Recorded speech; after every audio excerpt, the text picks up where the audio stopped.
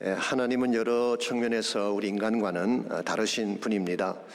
그 능력에 있어서도 다르고 성품에 있어서도 다른 것을 볼 수가 있습니다. 우리 인간은 쉽게 변하고 자신의 이익을 따라 철새처럼 몰려다닐 때가 많지만 하나님은 그렇지 않습니다. 한번 사랑하시면 끝까지 사랑하시고 한번 택하셨으면 끝까지 책임을 지시는 분입니다. 우리는 이 하나님의 다르심에 대해 감사를 해야 됩니다. 만약 하나님 우리와 똑같은 존재라면 어떻게 그분에게 모든 삶을 맡기며 따라갈 수가 있겠습니까? 예를 들어 그분이 우리처럼 변덕스러우시다면 어떻게 그런 분을 신뢰할 수 있겠습니까? 만약 하나님이 우리처럼 무능력하시다면 어떻게 그분에게 우리 삶을 맡길 수가 있겠습니까? 그런데 참 감사하게도 하나님은 우리보다 뛰어나시고 만유보다 크신 분이기 때문에 우리 믿음의 대상이 되는 것입니다. 그래서 이사야 55장 8절과 9절은 하나님의 다르심을 이렇게 소개하고 있습니다. 이는 내 생각이 너희 생각과 다르며 내 길은 너희의 길과 다름이니라. 여호와의 말씀이니라. 이는 하늘이 땅보다 높음같이 내 길은 너희 길보다 높으며 내 생각은 너희 생각보다 높음이니라 그랬습니다. 하나님은 우리와 생각도 다르고 길도 다르다고 말씀합니다. 더 정확히 말하면은 더 높다고 오늘 성경은 밝히고 있습니다. 그래서 우리는 제한된 인간의 사고로 때때로 하나님을 다 이해하지 못하고 하나님의 길을 순종하지 못할 때가 있습니다만은, 그러나 기억하실 것이 뭡니까? 항상 하나님이 옳다는 사실이, 특별히 하나님의 사랑은 너무 깊어서 우리가 납득하지 못할 때가 많이 있습니다. 때로 비합리적으로 보일 때가 있고 무모하게 느껴질 때가 있을 것입니다. 하나님 사랑을 보면서 꼭 저렇게 하셔야 되나, 다른 길은 없는가라고 반문하고 싶을 때가 있었을 것입니다. 그럼에도 우리는 그 사랑을 믿어야 합니다. 왜냐하니까 그분은 세상에서 누구보다 우리를 사랑하시는 아버지가 되시기 때문에 그렇습니다. 사실 아버지의 사랑은 때때로 무뚝뚝할 때가 있죠. 소통이 잘 안 되기 때문에 오해를 받기도 합니다. 아버지의 가슴 깊은 곳에 흐르고 있는 자식 사랑은 세상에 누구와도 비교할 수 없는 남다른 사랑일 때가 많이 있습니다. 사실은 성경에 기록된 하나님의 사랑은 죄인인 우리를, 은혜를 저버리고 떠나간 여러분과 저를 살리기 위해 자기 몸을 깨뜨려 주신 사랑이었어요. 이게 십자가 사랑 아니겠습니까? 죄를 알지도 못한 거룩한 분을 허물 많은 죄인을 위해 죽게 한 것입니다. 가장 추악한 여러분과 저를 살리기 위해 거룩한 하나님의 아들이 되신 처형을 당한 것입니다. 무모합니다.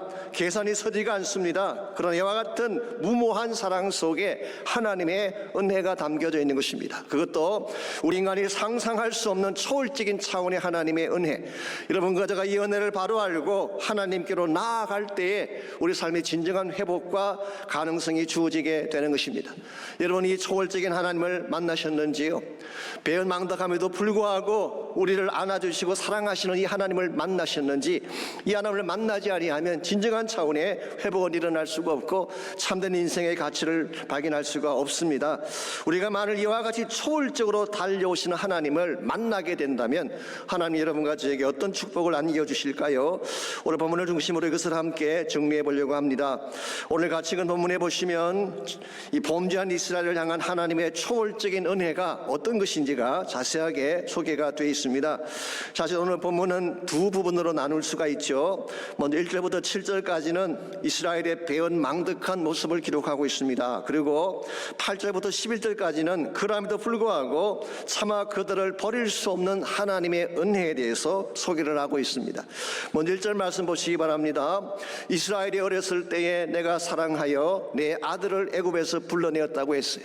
여기서 하나님이 이스라엘을 내 아들이라고 그렇게 지칭을 하고 있습니다. 이걸 보게 되면 하나님은 처음부터 그들을 기계적인 관계, 종속적인 관계로 대한 것이 아니라 사랑의 대상으로 대한 것을 볼 수가 있습니다. 나의 가장 사랑하는 아들이었다 표현하고 있어요. 한 가지 흥미로운 사실은요, 오늘 이 본문이 마태복음 2장 15절에서 예수님과 연관해서 인용이 된 적이 있습니다. 기억하시겠지만 예수님이 탄생하자마자 애굽으로 피난을 가지 않습니까? 그 당시 악한 왕 헤롯이 2살 이하 아이들을 다 죽이는 명령을 내렸기 때문에 부득불 애굽으로 피신을 가셨어요. 그때에 마태는 오늘 본문을 인용하면서 애굽으로부터 내 아들을 불렀다 함을 이루려 하심이라 그렇게 말씀을 하셨어요. 그러므로 이 말씀은 1차적으로는 이스라엘을 향한 말씀이긴 하지만 maybe 구속사정의 의미를 담고 있다고도 말할 수가 있습니다. 이렇게 설명하는 것이 가능할 것입니다. 둘 다 애굽에서 나왔지만, 이스라엘도 애굽에서 나오고 하나님의 아들이신 예수님도 애굽에서 나왔지만, 이스라엘은 하나님의 구속사를 이루는 데 실패한 반면에 예수님은 구속사를 성취한 사실을 아마도 의미할 가능성이 있습니다. 어쨌든 간에 오늘 이 말씀은 하나님이 가장 아끼고 사랑하는 자식이 바로 이스라엘 백성이었음을 밝힌 것입니다. 뿐만 아니라 3절과 4절을 보시면은 이 아들을 잘 양육하고 기르셨다고 오늘 성경은 밝히고 있습니다. 3절과 4절입니다. 그러나 내가 에브라임에게 걸음을 가르치고 내 팔로 안았음에도 내가 그들을 고치는 줄을 그들은 알지 못하였도다. 내가 사람의 줄, 그 사랑의 줄로 그들을 이끌었고 그들에게 대하여 그 목에서 멍에를 벗기는 자같이 되었으며 그들 앞에 먹을 것을 두었다고 했습니다. 먼저 사람들에서 걸음을 가르치고 팔로 안고 혹시 그들이 넘어지면 고쳐주었다고 했죠. 이게 바로 양육과 보살핌을 말하는 것입니다. 신명기 1장 31절에서는 사람이 자기 아들을 아는 것 같이 광야길에서 너희를 안고 왔다고 표현을 했었어요. 출애굽기 19장 4절에서는 독수리 날개로 너희를 업고 왔다 그렇게 표현했습니다. 이 모든 말씀들을 종합해 보면 하나님이 얼마나 그들을 사랑으로 케어했는가를 잘 볼 수가 있습니다. 4절 말씀에서는 사랑의 줄로 저희를 이끌었다고 했죠. 이 고대 사회에서 짐승이나 노예들을 이끌 때 줄로 메어서 이끌었습니다. 그런데 하나님 이스라엘 백성을 끄집어낼 때는 사랑의 줄로 이끌었어요. 사랑으로 이끌어내신 것입니다. 그리고 그들의 멍에를 벗겨주시고 그들 앞에 먹을 것을 공급해 주셨다고 말씀하고 있습니다. 그들의 필요한 모든 것들을 하나님은 충분하게 다 제공해 주신 것입니다. 그랬는데 그들은 어떤 반응을 보였습니까? 먼저 2절 말씀을 잠깐 보시게 되면 선지자들이 그들을 부를수록 그들은 점점 멀리하고 바알에게 제사하며 아로새긴 우상 앞에 분향하였다고 했습니다. 하나님은 이와 같이 그들을 사랑했고 그들을 불러주었는데 그들은 부를수록 하나님을 더 멀리 떠나가고 오히려 우상에게 절을 하며 바알을 섬겼다고 말씀하고 있습니다. 이와 같은 그들의 행동은 아버지의 마음에 못을 박는 행위라고 할 수가 있습니다. 하나님은 정말 사랑했는데 그들은 배신을 한 것입니다. 그래서 5절에서 7절까지를 보시게 되면 그 결과가 나와 있는데요. 그들은 애굽으로 돌아가지 못하고 결국 아수르로 끌려간다고 했습니다. 그러면서도 내게로 돌아오기를 싫어했다. 내 백성이 끝끝내 내게서 물러가나니 비록 그들을 불러 위에 계신 이에게로 돌아오라 할지라도 일어나는 자가 하나도 없었다고 말씀하고 있습니다. 옛날 우리 한국 번역인 개역 한글에서는 내 백성이 결심하고 내게서 물러갔다 그렇게 번역을 했어요. My people are determined to turn away from God. 하나님으로부터 의지적으로 물러간 사실을 설명을 한 적이 있습니다. 그처럼 그들의 마음은 스타브했어요. 그들은 배은망덕했습니다. 하나님의 사랑을 거절할 뿐만 아니라 하나님의 가슴에 못을 박고 떠나간 것입니다. 자, 이와 같이 배은망덕했던 민족, 배은망덕했던 사람들을 여러분과 저라면 어떻게 다루실까요? 아마 벌써 버렸을 것입니다. 어쩌면 복수의 칼을 들고 보란 듯이 칠지도 모르겠어요. 그랬는데 8절을 보시면 하나님은 이와 같이 배은망덕한 그들에게 어떤 반응을 보이고 있습니까? 에브라임이여 내가 어찌 너를 놓겠느냐, 이스라엘이여 내가 어찌 너를 버리겠느냐, 내가 어찌 너를 아드마같이 놓겠느냐, 어찌 너를 스보임같이 두겠느냐, 내 마음이 내 속에서 돌이켜 나의 긍휼이 온전히 불붙듯 하도다 그렇게 말씀하셨어요. 내가 어찌 놓겠느냐, How can I give you up? 내가 너희들을 어떻게 포기하겠느냐 그런 뜻이에요. 내가 너를 어떻게 버리겠느냐, How can I hand you over? 너희들을 적군에게 넘겨주겠느냐 그런 뜻이에요.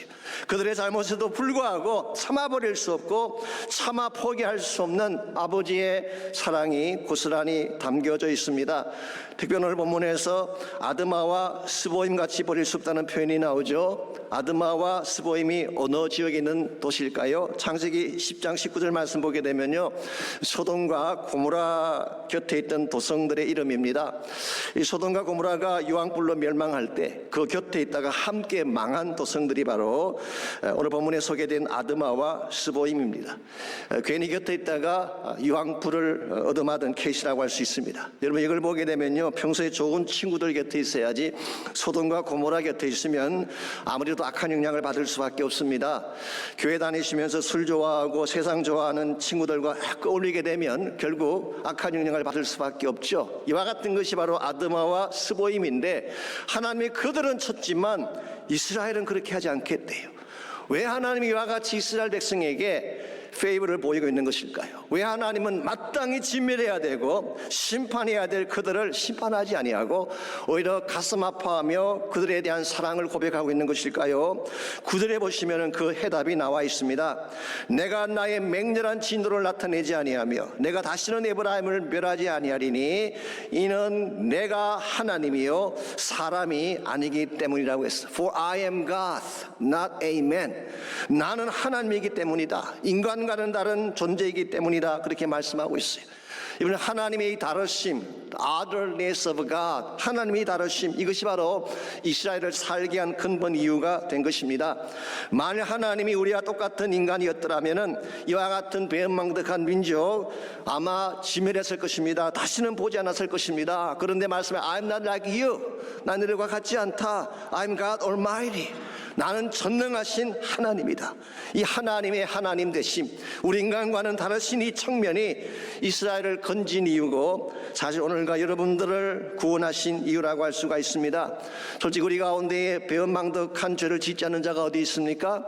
하나님 저버리지 않는 사람들은 어디 있겠어요? 근데 하나님은 그렇게 우리를 징벌하지 아니하시고 인간과는 달리 이 모든 죄악에도 불구하고 우리를 건져내어 주신 거예요. 이 사실을 사도 바울은 에베소서 2장 3절에서 5절에서 이와 같이 묘사하고 있습니다. 전에는 우리도 다 그 가운데서 우리 육체의 욕심을 따라 지내며 육체와 마음에 원하는 것을 하여 다른 이들과 같이 본질상 진노의 자녀였더니, 우린 본질적으로 하나님의 진노를 받아 마땅한 사람들이었다는 뜻입니다. 그런데 긍휼이 풍성하신 하나님이 우리를 사랑하신 그 큰 사랑으로 인하여 허물로 죽은 우리를 그리스도와 함께 살리셨고 너희는 은혜로 구원을 받은 것이라. 여기에 하나님이 여러분과 저를 구원하신 진짜 이유가 있습니다. 우리가 잘났기 때문이 아닙니다. 우리가 순종했기 때문이 아닙니다. 정말 하나님은 세상에 누구와도 비교할 수 없는 그 크신 사랑 때문에, 우리 인간의 기준을 초월한 하나님의 특별하신 은혜 때문에 여러분과 저를 구원해 주셨고 하나님의 자녀가 되게 하신 것입니다. 여러분과 저의 삶이 바르게 되려면 이 하나님의 초월적인 은혜 앞에 나아가야 돼요. 하나님이 얼마나 나를 사랑하시는가를 잘 기억하고 어떤 초월적인 은혜로 나를 구원하신 나를 잘 인식을 하고 이 초월적인 은혜를 가진 하나님 앞에 나아가야지 여러분의 삶의 진정한 회복이 일어나고 새 출발이 가능하게 되는 것입니다. 이런 면에서 이 시간 우리 모두가 물어야 될 가장 중요한 질문은 이것입니다. 우리는 과연 이 하나님을 만났는가라는 질문을 해야 돼요. 초월적인 은혜로 다가오신 하나님을 만났는가? 이 하나님을 진짜 만나게 되면 우리에게 어떤 축복이 주어지게 될까요? 오늘 본문에 보시게 되면요, 하나님이 초월적인 이 은혜로 이스라엘을 위해 준비해 놓으신 몇 가지 축복들이 오늘 본문에 소개가 되어 있습니다. 이 축복들을 가만히 묵상해 보게 되면 오늘날 여러분과 제가 하나님의 은혜 앞에 나가게 되면 우리도 동일한 복을 누릴 수 있다는 사실을 깨닫게 됩니다. 그래서 첫 번째로 우리가 은혜의 하나님 앞에 나가게 되면 사랑의 가슴을 누리게 되는 것입니다. 하나님 사랑의 가슴을 우리 모두가 체험할 수 있게 됩니다. 8절 하반부를 다시 보시기 바랍니다. 그들을 향한 하나님의 마음이 어땠는지가 이 8절 하반부에 이렇게 소개가 되어 있습니다. 내 마음이 내 속에서 돌이켜 나의 긍휼이 온전히 불붙듯 하도다. 내 마음이 내 속에서 돌이켰다, 이 말의 뜻은요, 이런 의미입니다. 너희를 버리려고 해도 내 마음이 허락지 않는다, 그런 뜻이에요. 그러면서 오히려 나의 긍휼이 불타오른다, 그렇게 말씀하고 있습니다. 이게 긍휼이라고 하는 단어가 히브리 단어로 니춤이라는 단어인데요, 이 말의 원래 뜻은 compassion이에요. compassion. 이 compassion은 함께 아파하는 사랑을 말하는 것입니다. 그들의 아픔이 나의 아픔이 되어서 밤잠을 이루지 못할 정도로 그들을 사랑하며 가슴 아파하는 그 사랑을 우리는 compassion, 이라고 부르는 것입니다. 사실은 이것이 누가복음 15장에 묘사된 아버지의 사랑의 핵심입니다.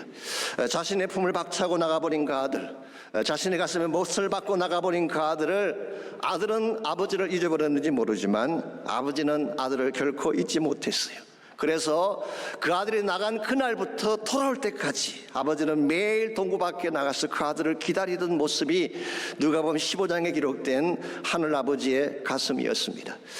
이와 같이 기다리시는 아버지, 사랑으로 아들을 기다리는 그 아버지, 여러분 가족과 이 아버지의 사랑을 실제로 누리려면 무엇이 필요할까요?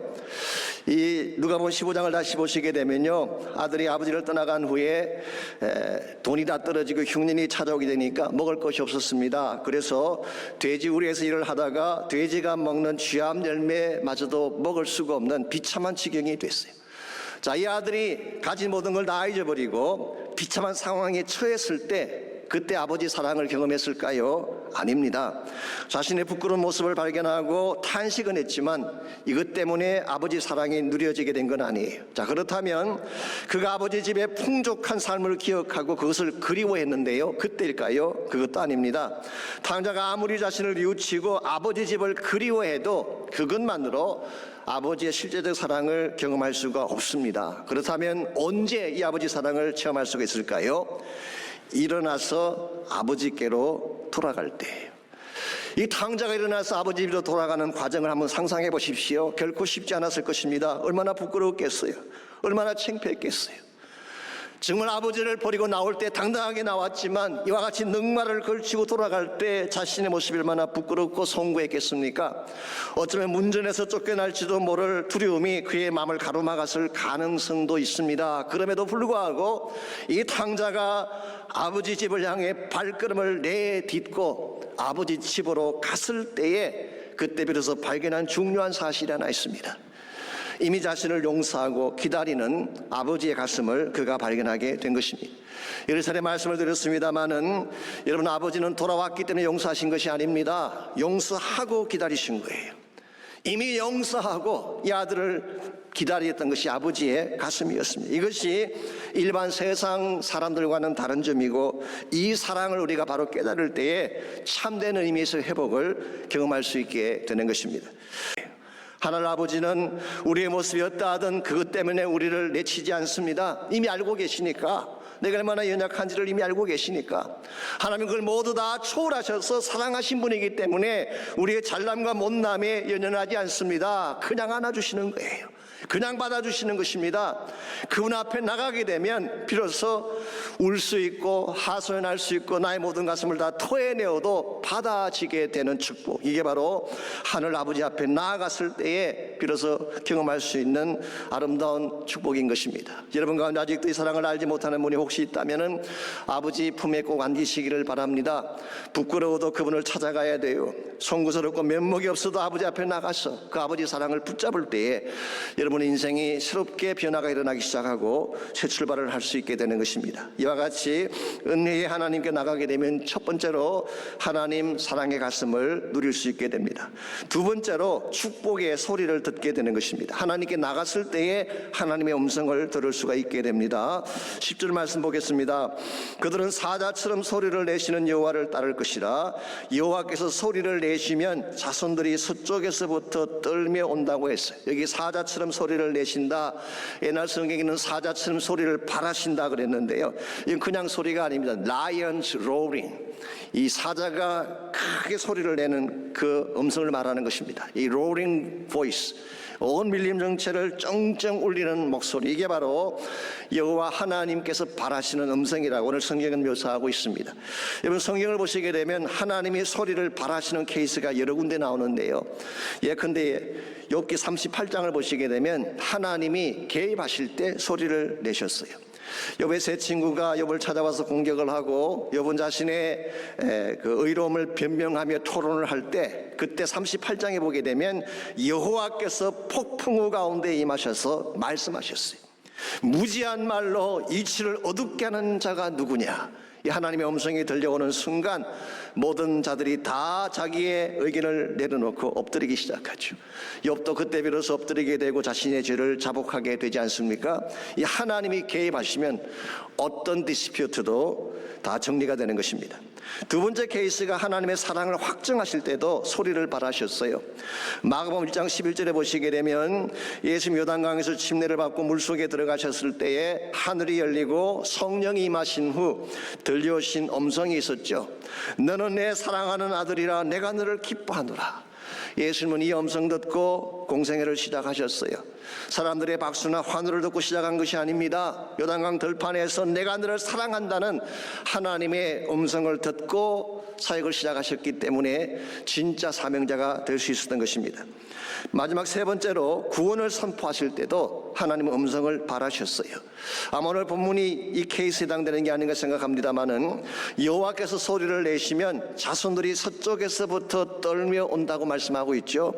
이 팔레스타인의 북쪽은 아수르가 다스리고 있는 지역입니다. 남쪽은 애굽이 다스리고 있는 지역이죠. 그렇다면 서쪽은 어디를 말할까요? 우리말 성경에는 서쪽이라고 번역을 했습니다마는 원래 직역을 하게 되면 바다라고 하는 뜻입니다. 팔레스타인에서 말하는 바다는 지중해를 말합니다. 그러므로 여기서 서쪽에서 온다는 이 말은 바다 건너서 나의 백성들이 온다는 뜻이에요. 지중해 건너편에는 오늘날의 유럽이 존재하고 있죠. 로마도 있고 마케도니아도 있고 아테네, 고린도 모두 바다 건너편에 있는 지경들입니다. 근데 오늘 이 말씀은 장차 때가 되면 하나님이 하나님 백성을 북쪽에서도 오게 하고 남쪽에서도 오게 할 뿐만 아니라 멀리 바다 건너 사방에서 하나님 음성을 듣고 하나님 나라 백성들이 올 것이라고 말씀하고 있어요. 이 소리가 바로 복음의 소리예요. 하나님께서 준비하신 구원의 소리를 듣는 자들이 각처에서 하나님 앞으로 돌아오게 될 사실을 오늘 본문이 말씀하고 있는 것입니다. 여러분 가족의 땅을 살아가면서 정말 바르게 살아가려면 이 소리를 들어야 됩니다. 복음의 소리를 듣고 하나님의 복음의 말씀을 순종할 때에 참는 회복이 가능하고 능력이 주어지게 되는 것입니다.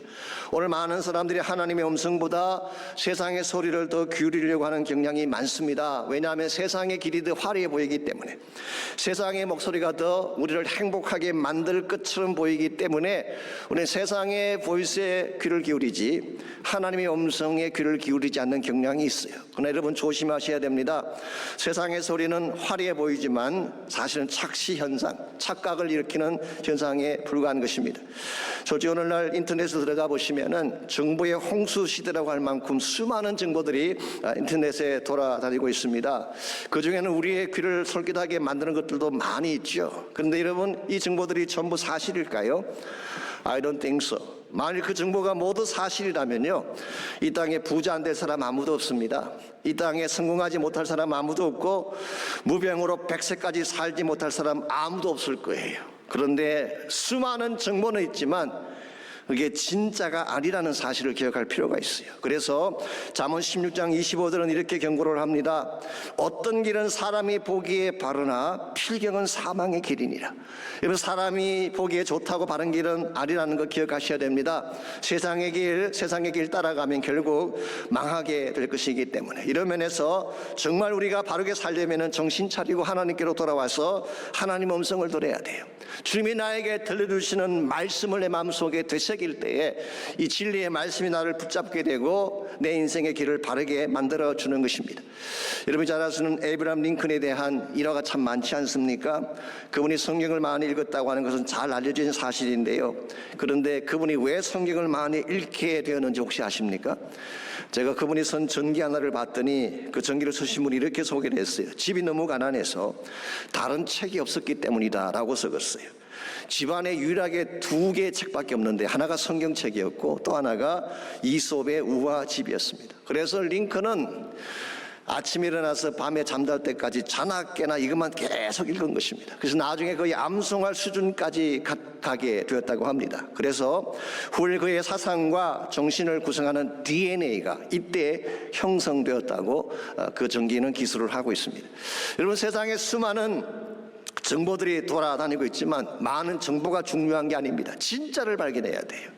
수많은 정보나 수많은 책들이 소중한 것이 아니라 진짜 진리의 말씀, 하나님의 말씀이 우리 심령을 붙잡을 때에 그것이 우리를 힘있게 만들고 바르게 만드는 것입니다. 이런 면에서 저는 여러분에게 좀 고민하고 싶습니다. 세상의 소리 듣지 마시고 주의 음성 앞에 귀 기울이시기를 바랍니다.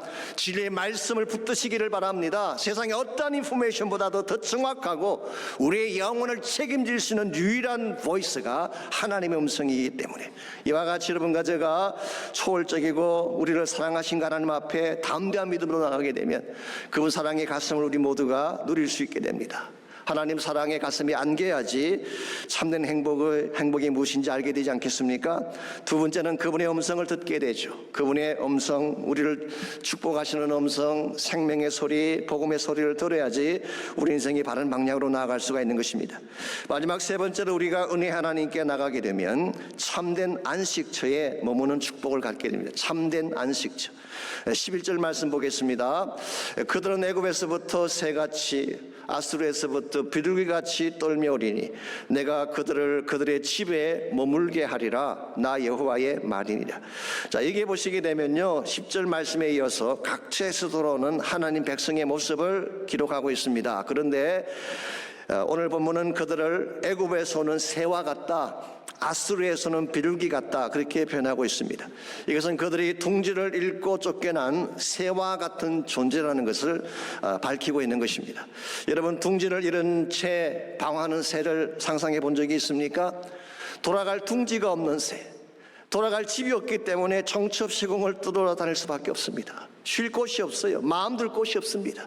항상 마음속에 불안과 두려움 가운데 살 수밖에 없는 존재가 둥지를 잃어버린 새의 존재인데 이스라엘 백성이 그랬다는 것입니다. 사실 우리 인생 자체가 둥지를 잃어버린 새와 같은 존재라는 것입니다. 그랬는데 하나님이 이들에게 무엇을 주시겠다는 것입니까?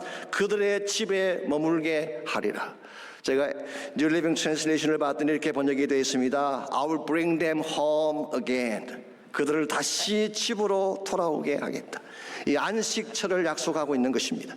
죄악 때문에 뿔뿔이 흩어진 백성, 정말 정처 없이 이곳저곳으로 쫓겨났던 나그네 인생에게 하나님이 오프하시는 것은 Eternal Dwelling Place, 영원한 우리의 안식처를 말하는 것입니다. 이것은 오늘 성경이 제시하고 있는 초월적인 하나님이 여러분과 저를 위해 준비해 놓으신 처소라고 할 수가 있습니다. 이 땅에 살아가는 동안에 참된 안식은 없습니다. 기억하시겠지만 우리 모두는 나그네 인생이기 때문에 피곤합니다. 마음 둘 곳이 없습니다.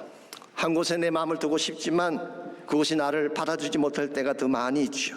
그런데 하나님은 여러분과 저를 사랑하셔서 우리 모두가 쉴 수 있는, 마음을 두고 삶을 둘 수 있는 안식처를 주시겠다고 말씀하고 있습니다. 자, 그렇다면 성경이 말하고 있는 안식처는 구체적으로 무엇을 말하는 것일까요? 크게 나누어서 두 가지 차원에서 생각해 볼 수가 있습니다. 첫 번째는 하나님의 품 자체를 안식처라고 말할 수 있어요. 이것을 우리는 현재적 천국이다, 그렇게 부를 수가 있습니다. 여러분과 제가 예수님을 나의 구원자로 영접하는 순간 우리는 하나님 품 안으로 들어오게 되는 것입니다.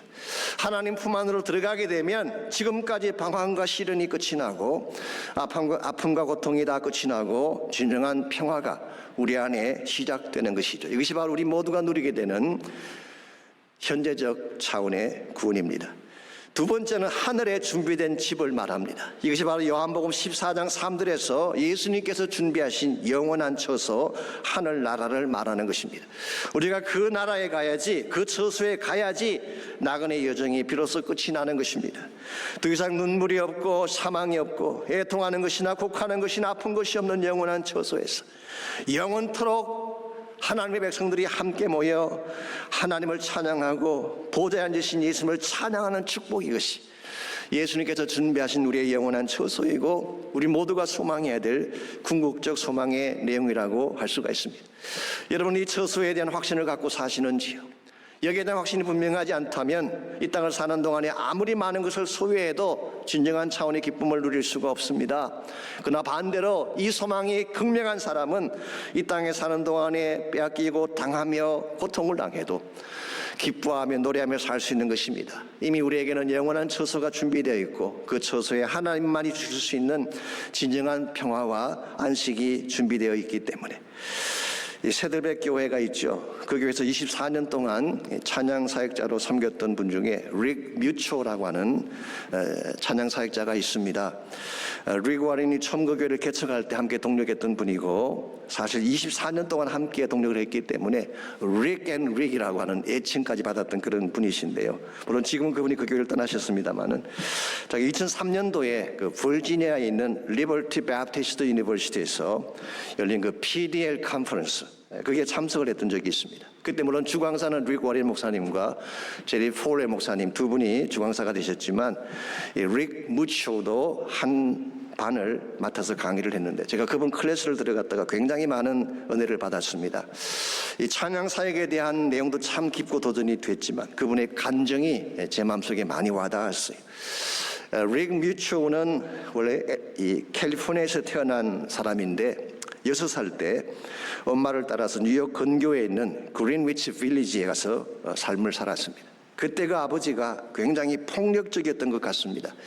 이 밤마다 어머니를 때리고 싸우는 소리가 들려왔어요. 그래서 그 소리가 들려오면 어린 릭은 이불 속에 혼자 들어가서 울면서 지쳤던 날들이 참 많았다고 합니다. 이와 같은 고통을 13살이 될 때까지 생지옥 같은 고통을 겪으며 지나왔어요. 그러다 보니까 아버지에 대한 분노가 얼마나 가슴 깊이 박혔는지요. 여러분 아시겠지만 그 나이에 그런 상처를 받으면 잘 지워지지가 않습니다. 이제 티네이저인데 그냥 두면 반항적으로 나갈 수 있고 빗나갈 수 있는 그런 상황이었는데, 하나님의 각별한 은혜로 다시 캘리포니아로 돌아오게 되고 예수님을 만나게 된 것입니다. 그리고 나서 그가 진짜 아버지를 만났어요. 그게 바로 Heavenly Father, 하늘에 계신 아버지, Heavenly Father in Heaven, 하늘에 계신 그 아버지를 만난 것입니다. 그러고 나서 그분이 깨닫게 된 사실을 이렇게 간증을 했어요. 인간 아버지가 남긴 것은 상처와 폭력밖에 없었지만 하늘 아버지는 참된 사랑으로 나를 안아주셨다는 사실을 깨달았다. 인간 아버지는 거칠고 변덕스러웠지만 하늘 아버지는 신실하고 자상했으며 나를 소중히 여긴다는 사실을 알게 되었다. 인간 아버지는 무능력하고 무책임했지만 하늘 아버지는 전능하시고 무한한 능력을 가지고 나의 삶을 케어한다는 사실을 알게 되었다. 내가 이 하나님 아버지를 만나는 순간 비관적이며 파괴적이진 나의 마음이 회복되기 시작했고 하나님을 찬양하며 노래하는 인생으로 바뀌게 되었다는 간증을 그분이 하셨어요. 사랑하는 성도 여러분, 하나님은 우리 인간과 다릅니다. 인간은 우리에게 상처를 안겨주고 아픔을 안겨줄 수가 있지만 아버지는 그렇지 않습니다. 상처받은 우리를 치유해 주세요. 인간은 깨어지고 우리가 상하게 되면 버리고 떠나가지만 하나님 그렇지 않습니다. 깨어지고 버림받은 우리를 다시 안으셔서 회복시켜 주신 하나님, 둥지던 새처럼 갈 곳을 찾지 못해 방황을 할 때에 하늘 아버지는 나의 품으로 돌아오라고 우리를 초청하고 계시는 것입니다. 오늘 여러분과 제가 이 하나님을 만나고 이 하나님 품 속에 들어가야지 진정한 평화를 누리게 되고 참된 가치를 회복하게 됩니다. 여러분, 이 하나님 아버지를 만나셨습니까? 혹시 아직도 만나지 못한 분이 있다면 이 시간 하나님 앞에 나오는 시간이 있기를 바랍니다. 부끄럽지만 나와야 돼요. 죄송하지만 나와야 돼요. 자격이 없다고 생각되어지지만 하나님 앞으로 나와야 됩니다. 더 이상 길 잃은 새처럼 방황하며 슬피 울며 다니지 마시고 여러분을 기다리고 계신 하나님 앞으로 나오셔서 그 품에 안기시기 바랍니다.